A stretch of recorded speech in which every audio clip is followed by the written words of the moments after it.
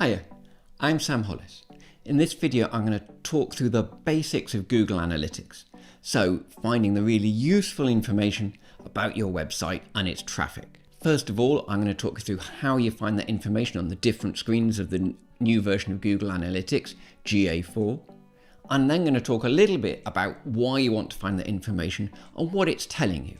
But first, let's jump into Analytics and see how to find that information. So when you arrive at Google Analytics, you'll see something like this. This is the home screen. You can see the menu on the left-hand side here, and this is the home.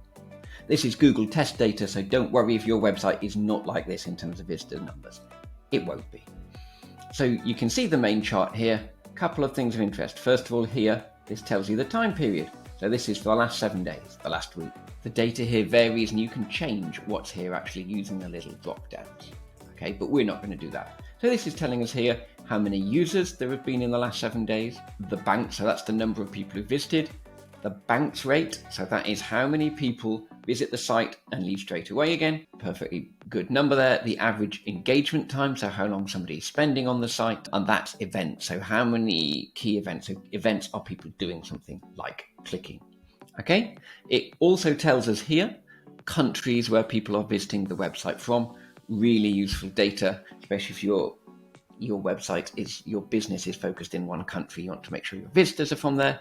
If we scroll down, other key information here, where are your visitors come from? Well, we're going to look at this in more depth. Again, we've got direct, that means they're coming straight to the site, they know the website, or they're clicking an offline link Google can't track. Organic search, so they're finding in the search. Referral means they're following a link, and there's some other smaller stuff there. These are the pages people are visiting, and that is the main information on this page. To get further, we go over here to reports. Once we click on reports, we're here, and actually if you look, the view's really similar to the last one, but there's a couple of things different here. First of all is the time period. So that's now controlled up here, and everything now is controlled from this time period. So any changes we make, if we change this time period, it will affect all the charts we look at from now on.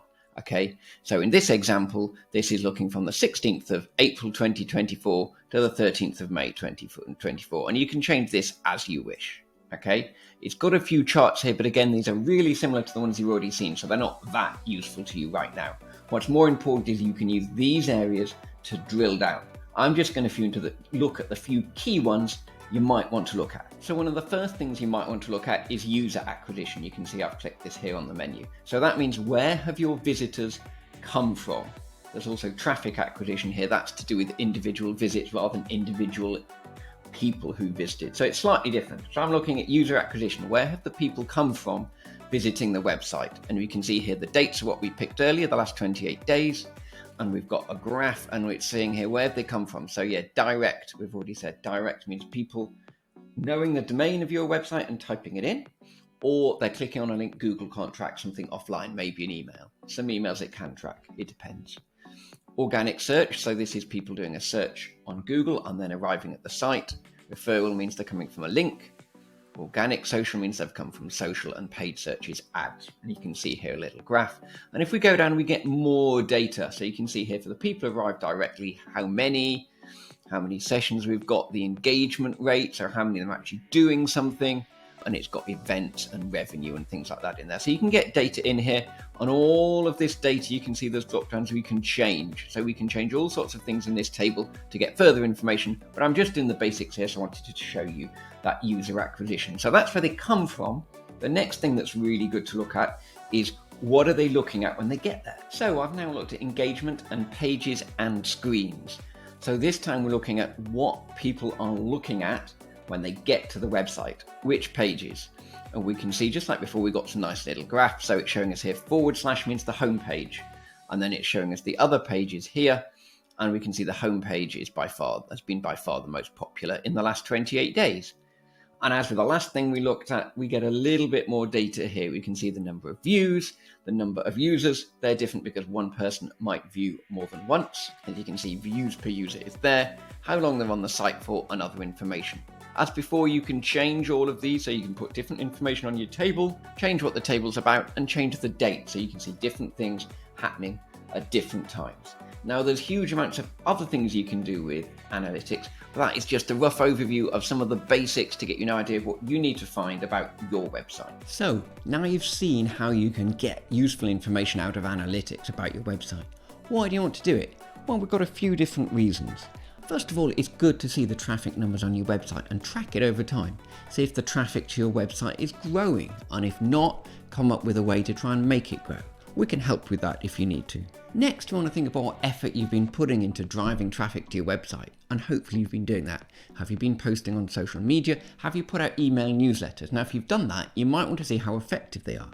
So if you go to Google Analytics, you can see after you've posted on social media channel if the number of visitors from that social media channel has gone up.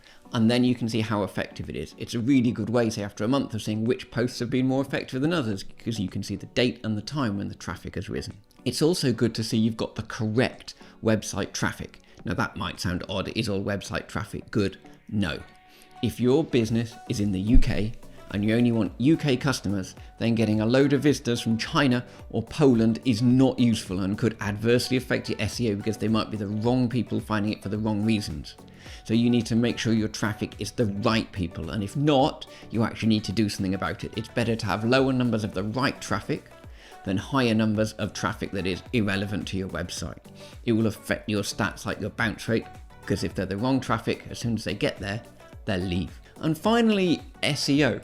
So if you're blogging and putting good content out there, some of it with SEO will start to get into the Google search and start to be found. And you might want to know which pages this is working for. One, so you could replicate it, and two, because you might want to do some extra work on those pages if you're getting lots of traffic to them. So keep an eye on the page popularity. What numbers have you got in each page? Have you got certain blogs which are getting lots of visitors that perhaps require your attention, perhaps need a bit of tweaking? I hope that has been a useful introduction to Google Analytics. It can do all sorts of other things. It's a really powerful tool, but the idea of this video is to give you an introduction, to get an idea of if you've got a website and you just want to keep a track of the visitors and a bit of an eye on what's going on your website, how you can do that using the free tool, which is Google Analytics 4. I hope that's useful. If you've got any questions about this, you can get in touch with me or drop me a comment below.